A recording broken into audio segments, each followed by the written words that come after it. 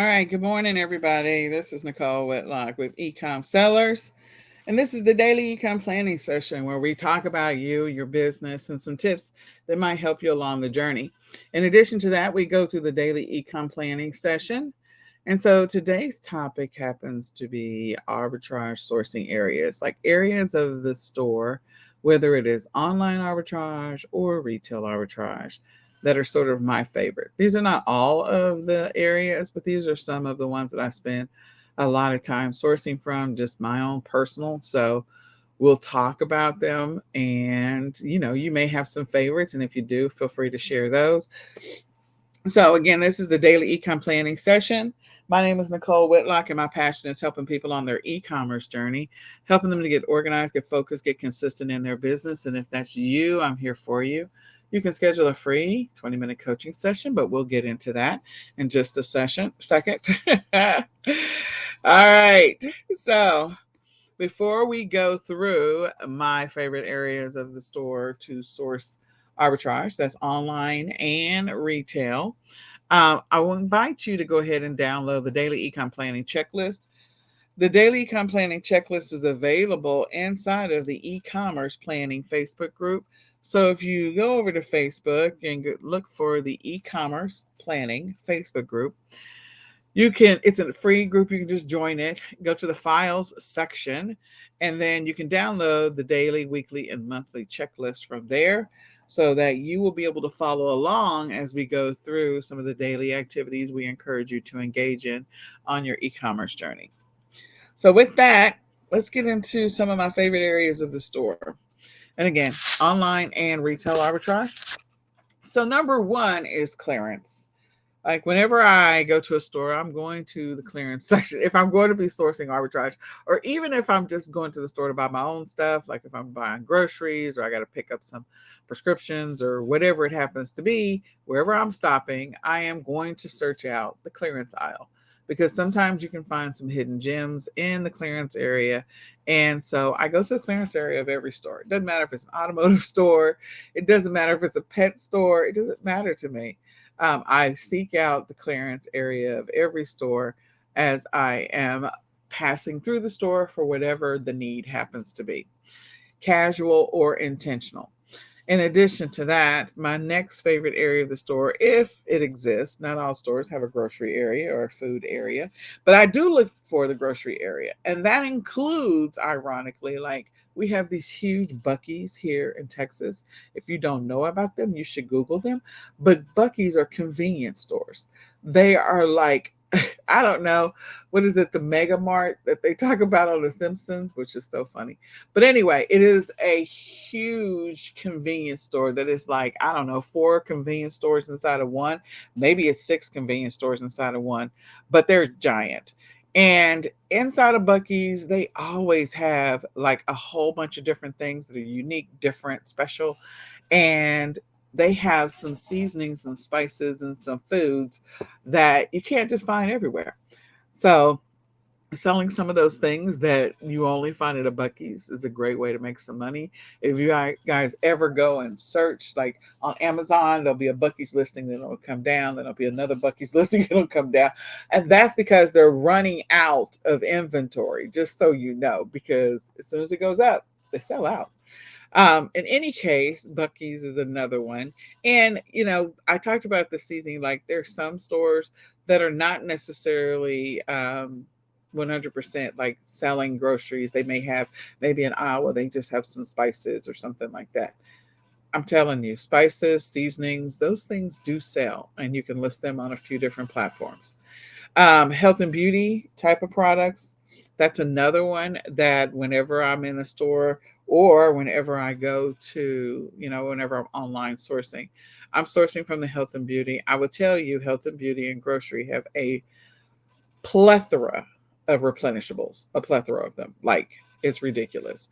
So if you're looking to like stabilize your income when it comes to doing retail or online arbitrage, your grocery and health and beauty have a boatload of replenishables in them. Next, number 4 is home goods. Home goods is another area. I should probably call it home goods and household, because there's the home goods area where you can buy everything from, pictures and rugs and utensils for your kitchen and things like that. And then there's some other household things that people buy, which are also replenishables, like dishwashing liquid, aluminum foil, slow cooker bags, like that kind of stuff. Those are things that once you run out, you got to buy more of it. So you're not buying more of a toaster oven when it runs out. Like, it's going to be a while before that toaster oven is not working anymore. So I would say home goods and household, because there's a lot of stuff in those two areas that you could be sourcing and selling and finding some good deals. And you'll also find within most stores like a clearance area for those things as well. Then the next one is sporting goods, anything related to sports, especially like those sports that are seasonal. If you, depending on where you live and what area it happens to be, those sporting goods, always an opportunity to, find something that people are looking for, things that people need. Everything from supplies for just before baseball season or track season or football season, knee pads, shoulder pads, um, just before it's summertime or just before it's spring and people want to get outside and rollerblade or roller skate. So helmet, bike riding, excuse me, all of those things. So sporting goods, and then of course there's clothing in those areas as well, or things that people may need depending on what sport they're engaging in or activity they're engaging in. Then the next is toys. Toys always has gems, and almost every type of store has some form of toys. Almost every type of store, including, like, if you go to Cabela's or you go to, trying to think, like Dick's Sporting Goods, like they have a toy section. If you go to Best Buy, which is electronics, they have a toy section. If you go to, like, there's some stores that you would not believe actually have toy sections. So you can probably find some level of toys in almost every store, including grocery stores, um, that you can source products from. So go scan the toys section, especially the types of stores that don't really like specialize in toys, because what happens is they know that they're not going to get as many sales. It's going to be an afterthought for a parent that might be going down that aisle and just pick up a little something, something for little Tommy. And when they do that, it's like, okay, this area is not moving as fast. And when they get information, or sorry, get supplies from their supplier or whoever is sending them their, whoever the buyer is for that specific store, they got to make space for that stuff. So when the new stuff comes in, they got to go put some stuff on clearance. I will tell you right now, actually, last month, I saw a boatload of toys that were on clearance at the grocery stores because they had to start making room and space for the toys that are coming in for Christmas. They're going to get extra toys. They're going to have to make extra space. And if they hadn't sold one or two a day throughout the year, then that area is going to be completely overflowing. And they can't have that stuff spilling out into the middle of the aisle. So they put those toys on clearance. So I'm telling you, there's a lot of great places where you can go, different stores, different types of stores, and source toys. And that includes online arbitrage. There are a lot of stores that you wouldn't believe have some level of a toy section. I think the only one that I haven't found is like an automotive store. And even then, every once in a while, I'll run across one or two random toys that I wasn't expecting. Something that parents might buy on the ride to grandma's or whatever, give kids something to do, or something that's entertaining for kids, even if it's not a toy. The next one is seasonal. So seasonal is one of my favorites to source because, again, that'll be the first one that they mark down. So if it doesn't make it into the clearance aisle, they'll just mark it down directly there. An example would be, Easter, back to school, Halloween, Christmas, Valentine's Day. On Valentine's Day, they'll start marking down in a lot of stores. They'll start marking stuff 50% off. So it doesn't even make its way to the clearance aisle. It stays in the seasonal area because they got to clear that space out to put the next big thing in there. So if you think about the rotation inside of a Walmart, like the area at the front of the store that's sort of the seasonal area, semi-seasonal, you'll see that same spot get refilled with things that are specific to the season that's coming up. So at the probably around the beginning of December, they'll start to put out some New Year's stuff. And then at the beginning of January, they will start to put out the Valentine's Day stuff in that same spot. And so the New Year's stuff will immediately go on clearance on December the 31st. And then the Valentine's Day stuff will go on clearance on February the 14th. And then that same spot, they will start putting some St. Patty's Day stuff and also spring. And it will be in the same spot. It will take a while for spring to go on clearance, but it will eventually go on clearance. But St. Patty's Day will go on clearance on um, the 17th. Then you have with St. Patty's Day going on clearance on the 17th. Then you have the next one that's going to happen is, uh, let's see, Easter, Mother's Day, uh, Cinco de Mayo, Memorial Day, like all of that stuff, the rotation of the things that they perceive people are going to buy are going to go in that same spot. So they're going to put those things on clearance, and they're going to be start to mark down. And I'm not saying moving it to the clearance aisle because the clearance aisle is somewhere else in the store. I'm talking about in that same spot, you're going to see stuff just be marked down 50%, 25% off, 75% off, 80% off. Halloween on the 31st, or maybe even the 30th, which is only a couple of days away. Just go to a Walmart. You're going to see a whole bunch of costumes be marked down. On November the 1st, they're going to be like marked down to like 75% off, which is a great time to buy that inventory for next year. So I'm just saying, the seasonal area of a store, wherever that lives, that's the area I like to source from, especially as that season is about to move on, or it's about to end, or the hard date is about to arrive. My favorites. You can get a lot of great inventory then. And just watch, like at the end of December, like right after Christmas, the day after Christmas, December the 26th, is an amazing day to go and buy a bunch of stuff at Walmart. You can get a bunch of stuff that they put out just for Christmas, bundles galore that you can get for half price, even more, marked down because they got to clear all that stuff out. So some other honorable mentions is like baby and children items. All of those are always going to be selling. Pets, that area of the store, that will also get some traction and some traffic. And then clothing and shoes. And again, this is not all of them. These are just ones that I found over the years when I'm doing sourcing. These are also great areas of the store if you're doing private label or white label to get some ideas or some inspiration so that you can go out and do your own private label, white label products. And also if you're doing print on demand, again, going through a store can actually help you regardless of what method of e-commerce you're doing, including drop shipping, because you can get inspiration and ideas just by walking those areas of the store on a regular basis. So just letting you know. All right. So I hope this information is helpful. Hope you'll tune in. We're going to be doing online arbitrage, some of my favorite online arbitrage stores. Next, again, it won't be all of them. It'll just be some of my favorites. So tune in and please share this out. Join us next time because we are live on Clubhouse. We're also live in the e-commerce planning Facebook group.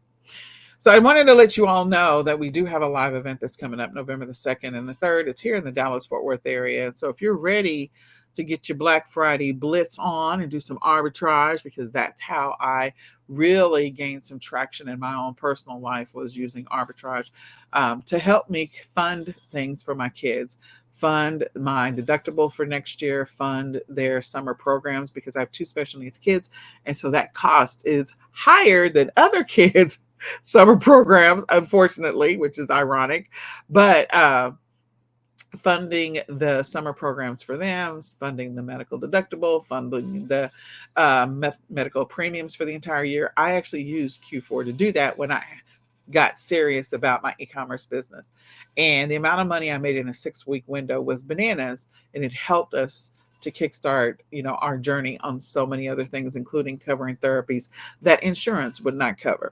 So I just want to show everybody how I did it and how you can do it and how you can turn these remaining weeks of the year, because we only have 9 Fridays left, including today, until Christmas. There's 9 Fridays left.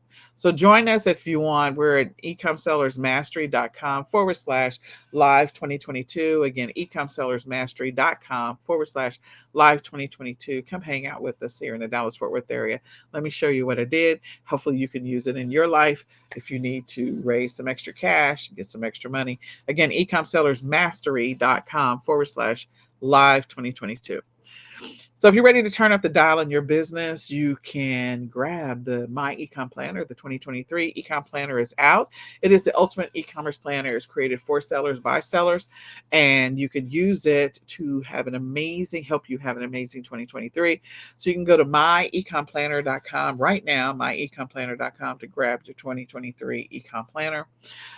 If you're ready to schedule a free coaching session, you can go to ecomsellers.com and click on free resources to schedule your free 20-minute coaching session. We can talk about your business. We can talk about your sourcing strategy. We can talk about your schedule. We can talk about, products that you're selling. We can talk about your reports, your stats, whatever you want to talk about, we can talk about it. So schedule a 20-minute coaching session, or you can join me over on Clubhouse, because we are live. We can talk about your business right now. And then last but not least, if you are looking for some support on your e-commerce journey, you can join eCom Sellers Academy. It is terribly affordable. It's $17.99 a month. There's a lot of great perks when you join eCom Sellers Academy. So go check it out, ecomsellersacademy.com, if you need some support. So now we're ready to talk about the daily eCom planning session. If you didn't go and download the checklist, please go download it right now so we can go through it together. If not, you can go back and listen to the replay, but we're going to go ahead and plan out today's activity and potentially tomorrow's. So afterwards, after we go through the checklist and review it, if you want an accountability check-in, you need to talk to someone about your business. You want to chat about anything, you have questions about your e-commerce journey, feel free to join us. We're live on Clubhouse. And so then that way we can talk about your business. My business partner's there with me. So we can talk about whatever you want to talk about when it comes to this e-commerce journey. So let's chat over in the e-commerce sellers club on Clubhouse. Go download the app if you don't have the app right now. All right. So let's go through the daily e-com planning checklist right now. And with this daily eCom planning checklist, it doesn't matter what method of e-commerce you're doing. It doesn't matter what platform you're selling on.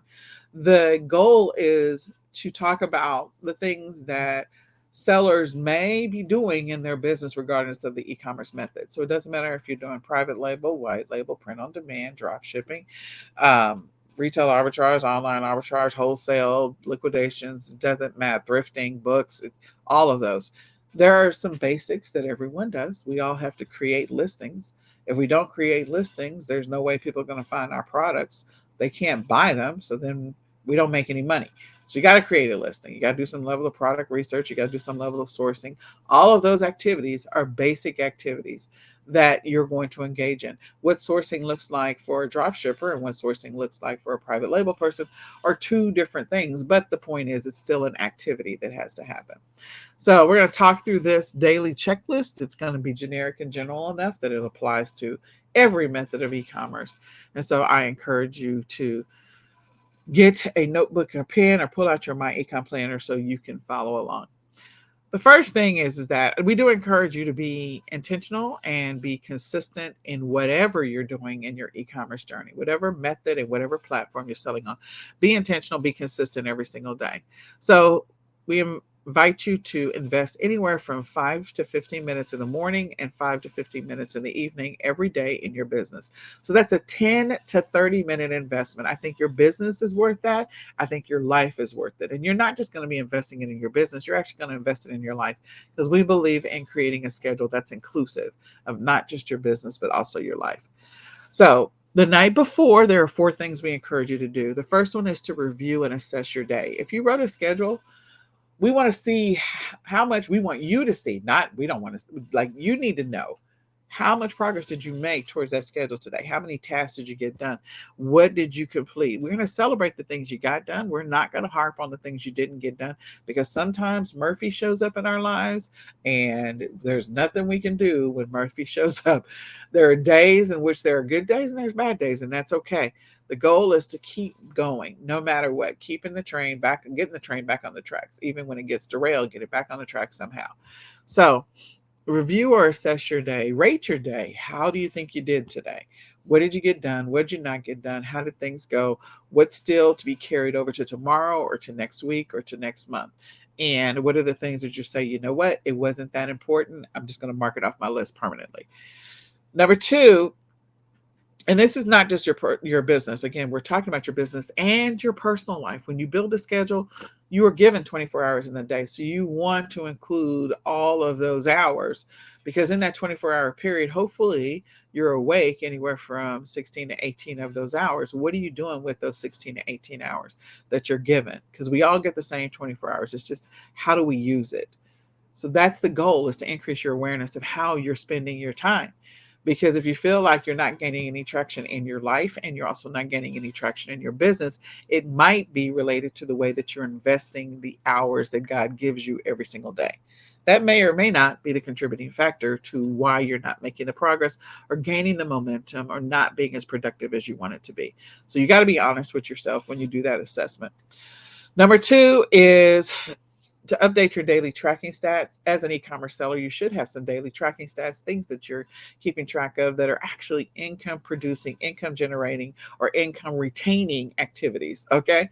So, how many shipments did you have or orders did you have to fulfill? Whether you're doing it yourself or some other system automation integration is doing it, it's still an activity. How many sales did you get? How many listings did you create? How many listings did you rework? What did you spend in expenses? What was your mileage? There's a whole plethora of things that we track every single day inside the My eCom Planner. So use that to help you. In addition to that, the next thing is that we encourage you to go look at your online calendar for your personal life, your online calendar for your business, and your online calendar if you work a job. What's on the agenda for today? What tomorrow? What's on the agenda? What do you have? What meetings do you have? What appointments do you have? What did you already have written down? Things that you need to get done. What are those things so we don't lose track of those? The next one is, before you go to bed, we encourage you to build a schedule for tomorrow. Build an inclusive schedule. As I said before, you get 24 hours in the day, so make sure you're accounting for, of your awake hours, what are you doing with those awake hours? You should assign some task or activity. Either you can assign it as a checklist, like these are the things I want to get done in the morning, these are the things I want to get done in the afternoon, and these are the things I want to get done in the evening, or these are my priorities in the morning, the afternoon, the evening. And you can do time blocks if that works for you. Some people feel like time blocks are too stringent, so either one of the two will work. But you should start compiling a list and, again, incorporate everything that happens in your personal life and in your business, because you're not spending all 16 to 18 hours of the day in your business. You're spending it. There's things that you're doing with your family or your pets or with your friends or whatever. And so there are other things that you're doing that are not the entire 16 to 18 hours. So where's that time going? Now, this is where you're going to wake up and find out that, oh, I'm spending a lot of time on that Xbox or Nintendo Switch or over in the metaverse, or I'm over on TikTok for like 6 hours. Like, you're going to find those pockets of time that you could be investing in something else far more productive and far more income producing than what you're doing right now. That's your reality check. And your goal is to break those bad habits and begin the process of building new habits, better habits that are going to help you to increase your income, make more money, get more organized, get more consistent, be more productive. So that's what you're going to do. Build a schedule so you can help build those habits or those routines that currently don't exist. Maybe, maybe not. All right. So this morning, when you get up, we're going to reassess yesterday, because we always want to get to a place where we build a better schedule for tomorrow. Reassess what you did yesterday. What are the things that you left off the list by accident or on purpose? What were those things? So We're going to go through and we're going to review yesterday and include anything that we missed, because we always want to get better and create a better schedule in the future for Thursday or for Tuesday or for Monday. Number 2 is we're going to review and update our weekly priorities and our weekly habits. What were the priorities for your business this week? What were they? What were the priorities for your life this week? What are the things that are coming up that you really needed to get done this week? Because if you push it to next week, you are reacting to your life versus trying to be proactive and reduce your stress. So let's go through and let's assess that. In addition to that, ding, ding, ding, this is the last full week of the month of October. And we're going into November next week. So what was on your agenda? What was your priorities for the month? That's the next thing. So what were your priorities for the month in your business, your personal life? What were the things that really needed to happen in October? Because if you push them into November, it's, you already had things on the agenda for November, or you're about to build your November plan. So that's the next thing. Number 3 is to go look at your monthly plan. What were your goals? How did you track? How are you tracking towards those goals? Are you getting closer to meeting those goals for your personal life and your business? Or do you feel like, I had 20 goals and I only accomplished 2? That's an opportunity for you to assess what you're doing every single day. Because every day and every week, you should be working towards and whittling down the things that you had on your agenda and on your list for your life and your business. That's what you should be doing every day. You should be little by little, incremental steps towards each one of those major goals. If you do it daily, just one little thing towards the major goal, you'll find that you're able to accomplish more of your goals for the month because of the fact that you whittled away at it just a little bit, incremental, intentional, every single day. So, what was on the agenda for the month? What were your priorities for the week? Step 4 is to go through and review your schedule. Now that you kind of like had an aha moment, now I got to go back and review my schedule. Do I need to rewrite it? Maybe, maybe not. I don't know. If I don't need to rewrite it, great. But if I do need to rewrite it, then just go ahead and rewrite it. And once you rewrite it, review it again, speak it out loud to yourself so your subconscious mind and your conscious mind can pass it off to each other.